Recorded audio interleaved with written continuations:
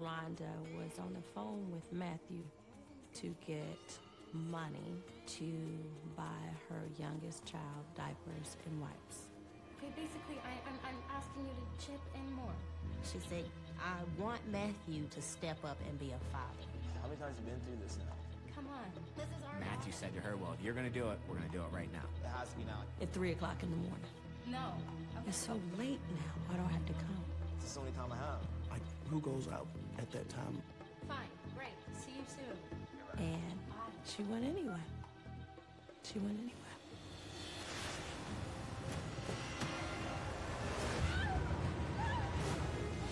I felt like a member of my own family had been hurt. Black women in Michigan, I just can't let this go by the wayside. And I said, Sheriff, I'm gonna hold your feet to the fire.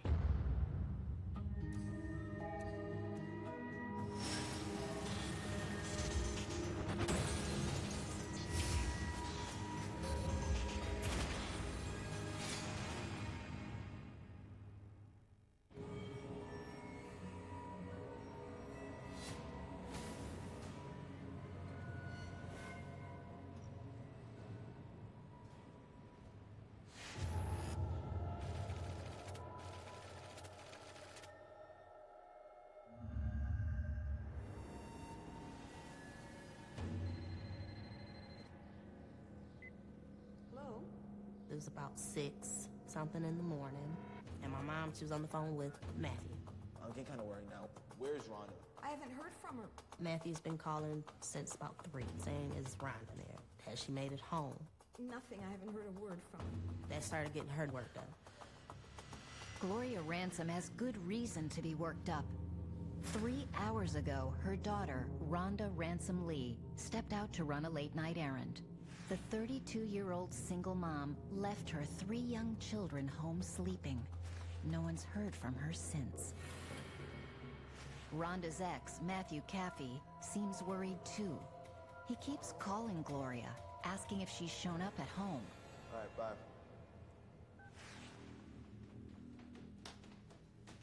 Still no sign of her? Okay, let me go look for her. My mom said, okay, Robin, I need to go look for Rhonda. I decided I would go because, you know, I didn't want her to worry or be frantic driving, so I went. I rode everywhere looking for that van. Everywhere where she would go, not thinking of anything bad, but it got pretty nerve-wracking. I got back and I told my mom I couldn't find that van. I looked everywhere. At that point, I got worried. So we ended up calling the police. My daughter's missing. The police said it's 48 hours until they can do a missing person report. The last 3 hours have been hard enough. Gloria can sense something is terribly wrong and can't imagine waiting 2 more days. Another daughter, Rochelle, or Shell as she's known, lives 750 miles away in Birmingham, Alabama.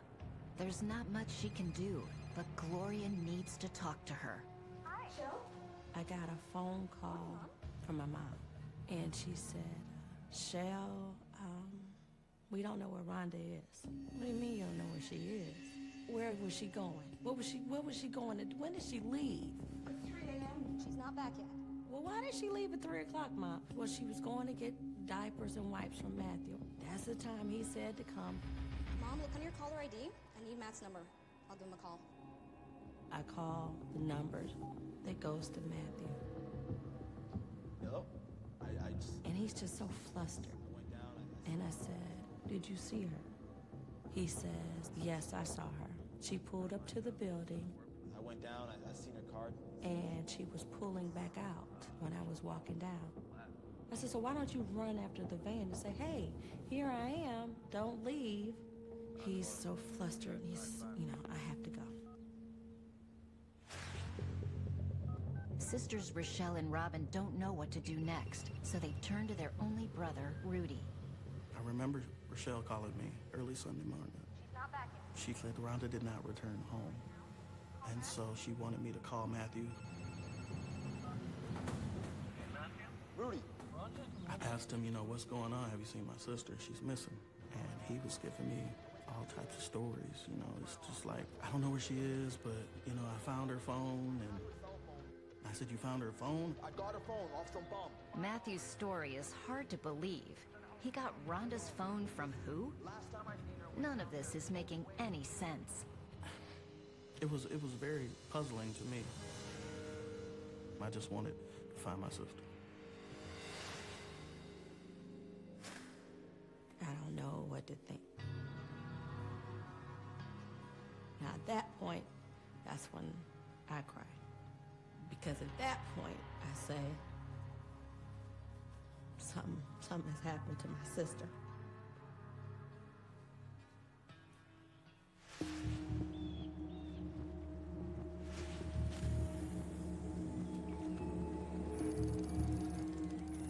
I was fishing and my line, I saw it come over this way.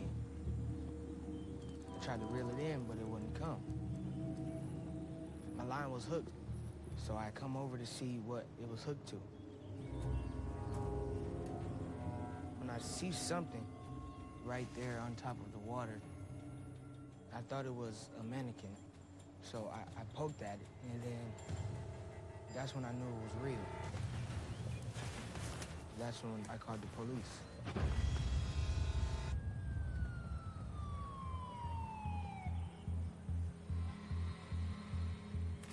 Oakland County homicide detectives Jeff Buckman and Joseph Morogi each have more than 15 years under their belt, with the last 2.5 working as partners. There was a body found floating in Terry Lake. Located 2 miles north of downtown, this is not a place detectives would expect to find a body. It's about 11:30, 12 o'clock in the afternoon. The scene was already taped off. In my whole career, I've never seen a body inside a lake. Seen some bad crimes, but not this kind of crime. She was an African-American female, partially clothed.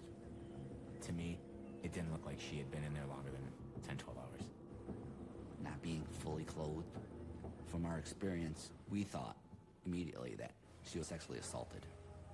Any form of identification? Morogi and Buckman get word a family called about a missing young woman just this morning. Could this be her? Her general description matched. Rhonda was driving a white minivan when she left the house, but there's no sign of any vehicle nearby. Morogi, you're gonna want to have a look at this. On the roadway, right where her body was located, there were several items that we found. We find some homework, or what appeared to be homework, from a child on the ground. That was unnerving to me, because most mothers don't leave children's homework laying on a street. The description, the homework, the timing, all adds up to one sad conclusion. This probably is Rhonda Ransom Lee, and 3 young children will never see their mother again. Jeff and I have done numerous homicides together. And after we saw her, we said we're gonna solve this.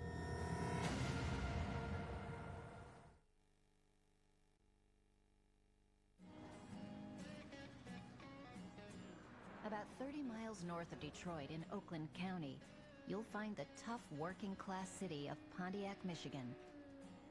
A proud boomtown all through the heyday of the American automobile. But when GM scraps the Pontiac car brand in 2010, the city plunges into a downward spiral. Pontiac's what we consider the bad apple of Oakland County, unfortunately. Nobody has money. A lot of the businesses try to open, but they shut down within months. A lot of people don't have jobs. It's a place where a lot of crime happens, unfortunately. A lot of people in the game of drugs or robbing people, they know there's consequences to what they do. Rhonda Ransom Lee doesn't travel in those circles. She's a single mom, and she lives for her 2 young sons, ages 12 and 6, and a 9-month-old baby girl. Growing up, she wasn't outgoing like the rest of us, but she started blossoming. She started coming out of the shyness. Like, she liked to sing. She was always joking, and... We were 20 months apart, So we were like twins, basically. We did everything together, same school together, we grew up together. She was a very beautiful lady, and of course boys took interest. And so I really became protective. Rhonda was very passionate about her children. Want to grab a seat, bud? Okay, beautiful. All three of them. Very passionate. And the sad part about it is her daughter won't remember her.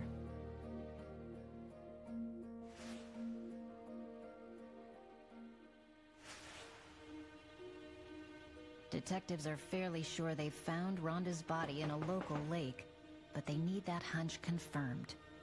We went to their house. No detective on Earth ever gets used to this moment. We do have a few questions for you. And we had to identify her. I showed her my phone, and I asked her, is this your daughter? No. My mom said that's Rhonda. Oh, my baby. And she started crying. And I think that hurt me more, if anything. That's her child, and that's my sister.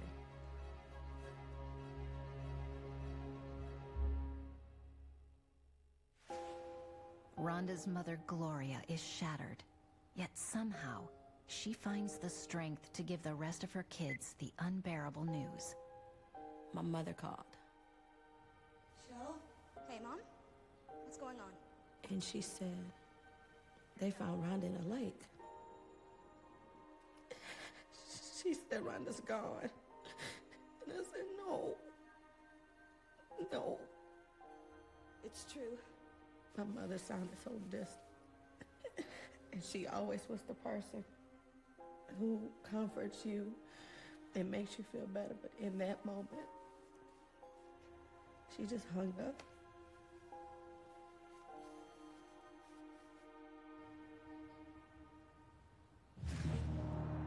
After only a few hours, Rhonda's missing persons case is now a full-blown murder investigation.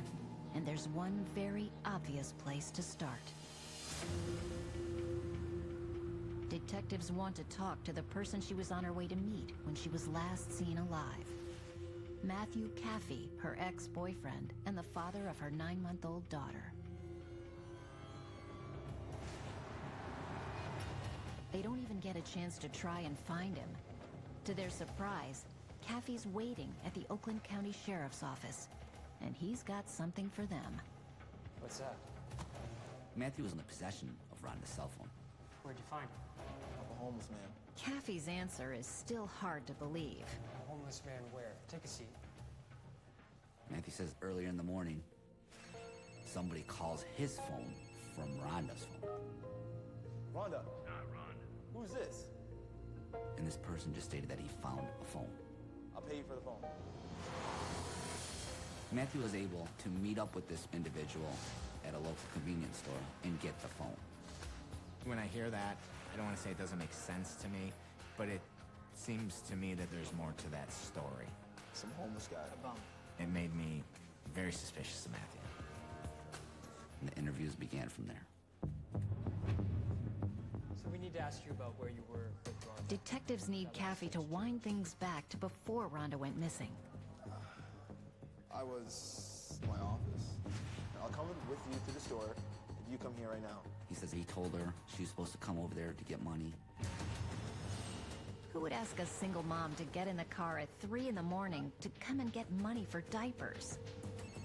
Caffey tells detectives that's just what happened, and she called when she got there at exactly 3:17 a.m.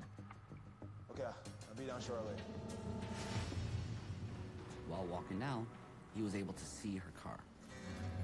Gets downstairs to the main entrance. Matthew says when he's walking out, he sees Rhonda backing out.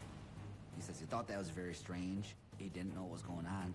When she backed out, he said the lights glared in his face and he thought he noticed somebody in the passenger seat. I went downstairs and she left. Part of the problem is he didn't have any witnesses that could verify his story. Caffey says Rhonda's family will vouch for him. But when detectives check, it's a different story. Seems Caffey's not as popular as he thinks. Hello? Matthew, I met him the day my niece was born. And it was just something about him I just really didn't like. According to the family, they worry about Rhonda and question her about the relationship. One week he's all good with you, and then the next week it's... I remember we had a close talk about Matthew. I think things will be fine, Mr. She said she was having trouble. Down times, up times, bad times. But you have to acknowledge that he's not going to change. So I was telling her, maybe you should just stay away from him for a little bit. I would best categorize as a hot-cold relationship. You know, one day they were hot with each other and in love, and the next day he wasn't living up to his end of the bargain. Nothing takes the steam out of a love affair faster than arguing about money. You want my money that I'm trying to earn myself. Detectives learn that just 3 weeks before she's found dead, Rhonda tells Matthew she's filing for child support.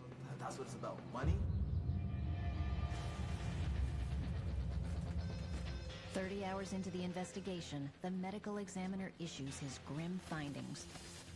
Rhonda was raped and then strangled to death. Traces of semen are found. Matthew Caffey, eager to prove his innocence, gladly provides a DNA sample.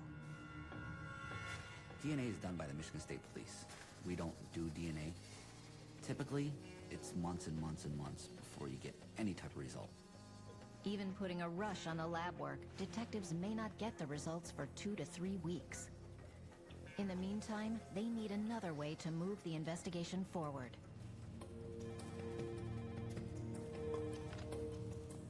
Yeah. The next day, they get what they need. Thank you. They found the van.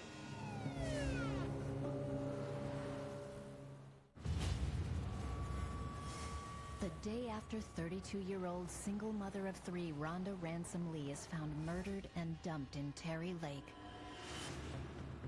Oakland County detectives Buckman and Morogi get a possible windfall of evidence. The minivan Rhonda was driving. The car is found probably half a mile from Terry Lake. It was just parked on the street. Right away, the vehicle starts to tell its story. And it's not one anyone's happy to hear. We were able to tell there was a struggle. The car looked disheveled. There was things strewn about. There was stuff pressed on the floor. I was leaning towards the fact that that's where she had been killed, inside the van. The forensic team finds some things that just don't belong. There were some prescription pill bottles. One was right by the rear passenger tire. There was another one a few feet off into the grass. None of them belonged to the victim. The name on the bottles? Jamar Carter. Who is Jamar Carter? And how is he connected to Rhonda? I wanted to seek Jamar out immediately. Turns out he's not too hard to find. Jamar is a local person that is always up and down the street. Yeah? Jamar, Oakland County Sheriff's Office. Open up. We went and talked to him. Oh, my favorite boys. Hello. How you doing? Thanks for letting us in. When we asked him about Rhonda and actually showed a picture of him to, he said, I don't know this woman. You recognize her? Though Jamar denies knowing Rhonda, the evidence suggests otherwise. Something else. How about this? How did his pills end up in her van? Can you explain how they got there? I have no idea how they got there. He says there is no reason for his pills to be in there. Jamar sticks to his denial and comes out with a wild story. You have no idea.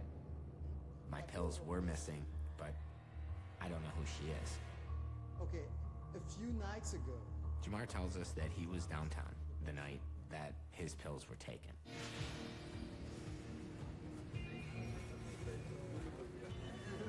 We do have quite a contingency of street people that stay at a bus stop in downtown.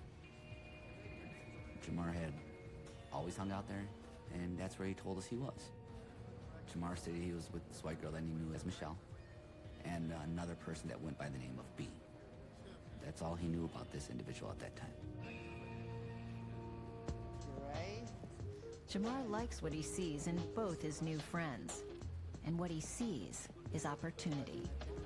I want you to meet someone. Yeah, come with me. He knew this girl, Michelle, liked to have sex. This is beer. He knew B wanted to have sex. Jamar is matchmaking, but there's an added kink. Do you guys want to go have more fun somewhere? I think we should, yeah. Jamar told us that he was able to set up her and B to have sex, and for him to watch them have sex. Jamar knows about the arrangement. B knows about the arrangement. They just haven't filled Michelle in yet. The 450 bus picked them up and took them down Woodward Street and dropped them off. They go to Jamar's house. B is trying to get with Michelle in a sexual manner, and she denies him. Let me go. She told him that she didn't want to do it. So at that time, Jamar told him that they gotta leave. It's a pretty crazy story, but an easy one to check out. There are security cameras outside Jamar's building and at the bus stop. We were able to verify Jamar's story that he had gotten off the bus with a male and a female and walked back to his house. So that part of Jamar's story is true. What about the rest? We need to figure out how these pills ended up in the car. Jamar says his pills went missing that night. Could one of his house guests have taken them? At this point, I'm thinking that B and Michelle have something to do with this. While they search for the two people from Jamar's wild story, Jeff, I've got the surveillance. detectives get their hands on the security footage from Matthew Caffey's office. We were able to get some videotape of him inside the lobby of the building where he was. They check the timestamp from the video against Caffey's story.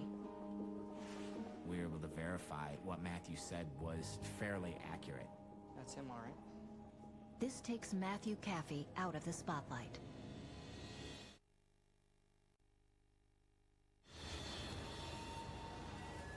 As detectives search for B and Michelle,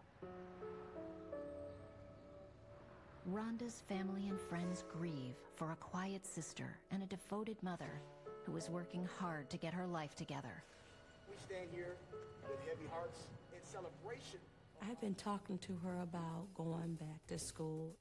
You know, I said, Rhonda, you can do it. And so she finally looked into the program and she said, I'm going to do this. She was the first person to let me know that I was a funny guy. And she was the first person that I wanted to make laugh. I'll have my moments where I do cry, I do get overwhelmed. And you just want your sister back. I wasn't ready to bury my sister. Within the outpouring of compassion and support, one friend offers the kind of help no others can. Star Jones is a former prosecutor, well-known TV personality, and a close friend of Rhonda's sister, Rochelle. I felt like a member of my own family had been hurt. And I said, Rochelle, tell me what you need. She said, Black woman, Michigan, I just can't let this go by the wayside and be put on the back burner. That is very important that Rhonda remains a person. So we have got to get her story out because this will not be swept under the rug. I said, well, Shell, that's the one thing that I can do. I've got a big giant platform. I'd like to reach out to some friends to get us some help. And I went to work. Thank you so much. And I asked for help, and literally within 2 hours, Nancy Grace sent a note, what do you need, and how can we help? It's my younger sister, and she's always been a very quiet person who smiled all the time. Star Jones tells Rhonda's story all across the cable news networks. Of color who are in those positions. Statistics tell us that the number of women and children who go missing, who are people of color, don't get the same level of attention as Caucasian women and children. That's just a fact of life. I established a relationship with the sheriff. The sheriff assured me, Miss Jones, we are going to find the person who did this. And I said to him, Sheriff, I'm going to depend on you. The pressure is on Detectives Morogi and Buckman to keep that promise. They ramp up the hunt for the two mysterious people on their radar. Hello, I'm Detective Buckman. We talked to the bus driver that was doing the route on that night. She said she recalls it very well. There were 3 people that came on the bus. They were very rowdy. Jamar and Michelle went towards the back of the bus, and this other individual sat next to her. She said he was hitting on her. So he eventually gave her his number, and she was able to provide us with it. Kept it. His phone number we have, we can just call him, but there's precautions if you do that. If detectives call B, he'll know they're looking for him. He could just throw his phone away and disappear for good. You know what might be worth trying if you... We were able to ask her if she minded to ask him to send a picture. Think you could do that for us? She texted him. She asked for a picture of him. What is Nancy? He sent a picture of her penis. She does ask him again. He sends a picture of his face. So we see her again. Pontiac is a small town, but this isn't someone the detectives have seen before. Maybe someone in the neighborhood has. Off our phones, we took pictures of it. We started showing them to people that we know in the street in an attempt to get some kind of identification on this B. We weren't getting any. No locks, no hits on anybody. Some people down there at the bus stop said that they knew him in the past. They haven't seen him for about 20 years. So they remembered the face, couldn't remember the name. The hunt for Rhonda's killer leads detectives through the darkest downtown streets. But there's no trace of the 2 people who had access to those pill bottles found in Rhonda's minivan. $5. They need to face the fact Michelle and B may not be in Pontiac anymore. It's been more than a week since the murder of a devoted young mother of 3, Rhonda Ransom Lee. The pressure to solve the crime continues to build on detectives in Pontiac, Michigan. There's so many different leads that were taken and working so many different angles at so many different times and just following them all up at the same time. Their best lead comes from Jamar Carter, and it has them searching for a woman known to locals only as Michelle, and a man few people have ever met, called B. We tracked Michelle down. Michelle was a real mission to find. You know why you're here? We interviewed Michelle at length. We went to Jamar's apartment. It was pretty trash. Welcome home, ladies and gentlemen. She says she loves drinking, but she had reached her point where she couldn't do it no more. She said that Jamar had offered her a room at his place. Saw there was a bed. I came in and crashed. And this individual kept trying to have sex with her, and she didn't know his name, but she knew him as B. Just like in Jamar's story, Michelle says she got fed up and left. Michelle verifies Jamar's account of what happened. It's 2 out of it. Just to get it under control. She had drank too much, she needed some help. Right where Jamar lives, a few houses away, is the hospital. So she walked right to the hospital and checked herself in. That's why Michelle couldn't be found. Not until she was released. We're gonna check your story out with the hospital. Yeah. It all checks out. Once we knew that she was in that hospital, we knew that Michelle didn't have anything to do with this. So Michelle is in the clear. Ex-boyfriend Matthew and Jamar's alibis are holding up. But the man known only as B remains a mystery. That's not much to go on for what's become a very high-profile case. I'm going to bring you now Star Jones this morning. Star Jones' support for her friend's family is unflagging. She does all she can to keep Rhonda's story in the national spotlight. Star Jones joins me in the chair tonight. Star, thank you for being with us. Star, you've spoken now. Jones appeals to anyone with information to speak up. You may know something, people in the Pontiac, Michigan area. If you saw a white van. The thing that I was trying to convey is somebody knows something. Come forward, make it a part of your purpose to help this family out. You don't even know what you know. Take yourself back to where you were on that day if you were in and around that area. What did you notice? What did you hear? What was going on? What is the gossip on the street? That was one plan. The other plan was I wanted to humanize Rhonda. I wanted to make people see their own family member in Rhonda. I needed you to be at home and say, my God, that could have been me. That could have been my sister. That could have been my best friend. We care about those when we can see ourselves in them, when we see their humanity as it relates to our own humanity. I needed to make Rhonda everybody's sister. And once you do that, then you care. And when you care, there's pressure to bear.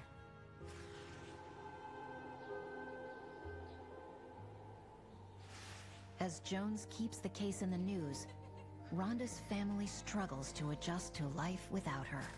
It's hardest on her 3 kids. The middle one, he was looking down and I said, well, what's wrong?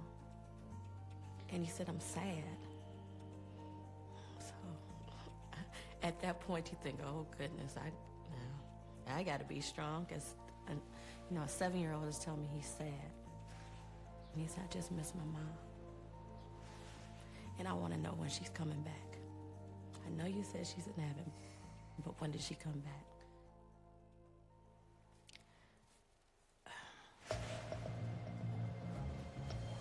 All detectives have to work with is a phone number they got from a bus driver. They run with it, contacting the number's service provider. The phone number comes back to a Beano Taylor. So we don't know who this Beano Taylor is. Because some of these phone companies, you could put Donald Duck down as the contract name. So we start trying to work this phone number. We were able to get the last numbers that he dialed. Detective Marubu, Oakland County Sheriff's Office. We started calling those numbers, and they also knew him as Beano and B. What we were starting to learn about him is that he talked to several women, liked to have sexual encounters with women, and wasn't the nicest of nicest guys. There are a lot of calls to and from one number in particular. We eventually find through his phone numbers another individual. We knew this person in the past on a different complaint. And so they know where she lives. Yeah? I'm Detective Buckman. We knew that the two were speaking or had some type of relationship. We just didn't know what type. Take a moment, look at the photo and see. We started asking her questions about B, Beano. I don't know who that is. You sure? She denied knowing of him. Nope, I don't know.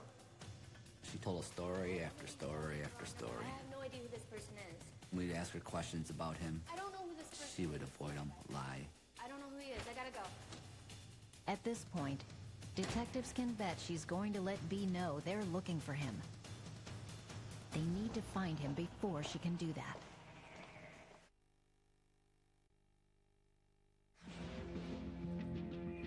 We call in assistance from another agency to help us what they call ping B's phone.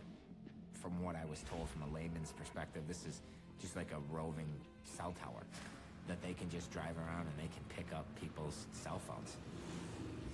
So when they do that, it's pinging from her house. That's how we were able to locate Beano. If B's phone is in his girlfriend's apartment, then most likely he is too. And if she tips him off, Beano's next bus trip could be out of town. It was early in the morning. We set up surveillance. sudden, she gets in a vehicle with Bino. For the first time, detectives have Bino in their sights. They're still not sure what role he may have had in Rhonda's murder, if any, but they want to talk to him. We see the phone start moving. They had pulled into a gas station.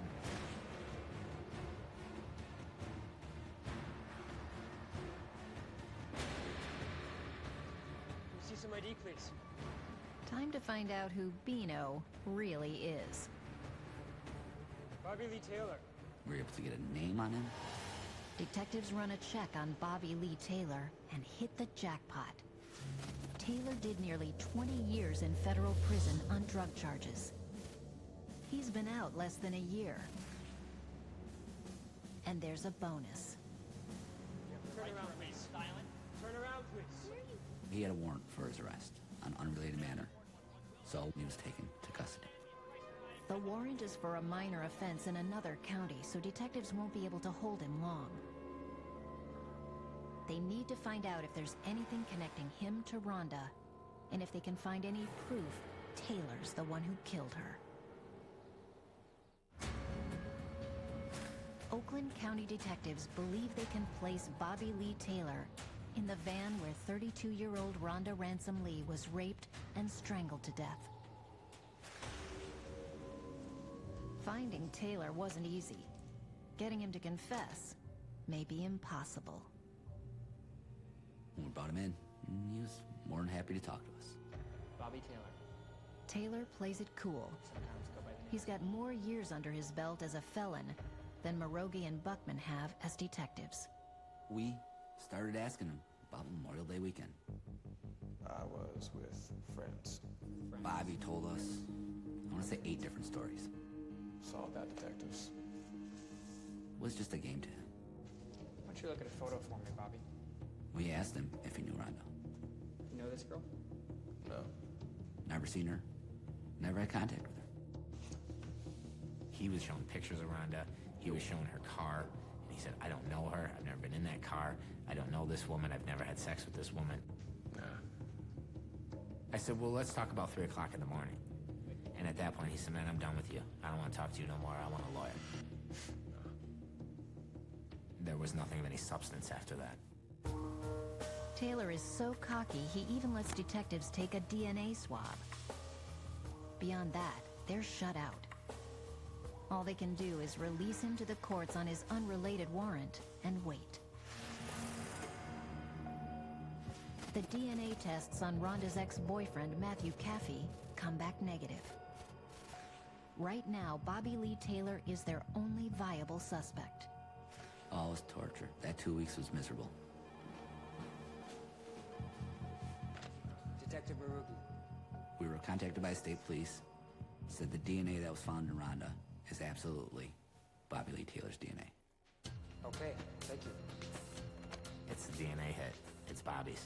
And I just remember thinking, but then now also that's when the work starts now. Detectives still need to extract a confession from Taylor. Or maybe there's something else just as good. Didn't expect to be back so soon, did you, Bobby? So we bring him back. Let's see if he'll talk to us. How about this? At this time, we show him more pictures. Recognize this vehicle? No, I do not. It goes like a replay of the first interview. Believe it or not, that's precisely what detectives are counting on. We show him pictures of her. Son? No, don't know her. Deny, deny, deny. I have never seen her. Have you ever had sex with this individual? No, I have not had sex with her. You're quite sure? I'm quite sure. And that was it. That denial is just what detectives need. Without knowing it, Taylor has played right into their hands. Well, you did have sex, and here's your DNA. Taylor's claim he never met Rhonda or had sex with her is as good as a confession. Bobby Lee Taylor, we're placing you under arrest. It not only proves he's lying, it guarantees he can't claim the sex was consensual when he gets to court. That was a kind of a calculated gamble that we played. Because he could have easily said, oh yeah, I met her and had sex with her. but he doesn't. Bobby Lee Taylor is charged with Rhonda Ransom Lee's rape and murder. It's not easy, to tell the family that we found who killed your daughter. When we found out that the killer was Bobby Lee Taylor, my initial reaction was, who is he? Where did he come from? It just didn't make sense to me. There was a level of disbelief. At that point, we can't tell or disclose a lot of information to the family or even to other people of all the information and all the evidence that we have. Come down here, I'll come with you to get the diapers. Cool? Yeah, see you soon. Bye. And the evidence leaves no doubt. It's Taylor who murdered Rhonda. And detectives think they know why. What I believe happened that night is that Rhonda just happened to pull up. Pulling up into a location where you think you're safe, your guard might be down. Hey, Rhonda. Hey, I'm here. She was at the wrong place at the wrong time. Okay, I'll be down shortly. Okay, hi. Hi. Bobby, being the person that he is, was trying to have sex. He had tried earlier. It didn't work out for him. So he came back to the local downtown area that he's familiar with, saw Rhonda. Doors were probably unlocked. He just got in the car. We had heard in the past that he carried a gun. Did we ever find one? No. Do we think he had one? Yes. Drive.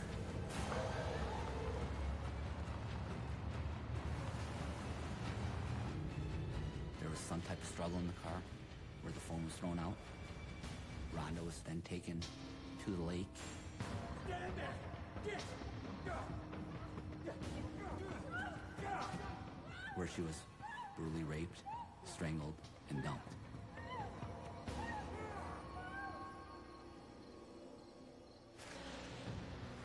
On December 11th, 2013, Bobby Lee Taylor is found guilty of first-degree murder. He's not getting out. He will spend his natural life in prison.